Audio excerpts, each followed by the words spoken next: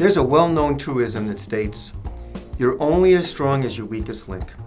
What more and more organizations are finding is that very often, the weakest link doesn't reside on their networks or even with their employees. Instead, it's in their supply chain. Most suppliers are small companies, organizations that lack the expertise to implement adequate security protections. The bad guys understand this and use the supply chain as an easy path into your network. How can you protect your company from vulnerable suppliers? Start by creating a written security agreement with each member of your supply chain. In many cases, a supplier won't have the budget to implement all the protections you require.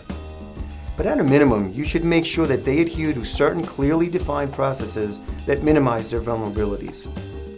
Training is also important, especially for suppliers who are uneducated to the many ploys used by hackers. One simple trick is known as spear phishing.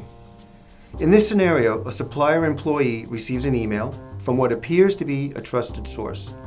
This could be a friend, a colleague, or a company with whom they do business.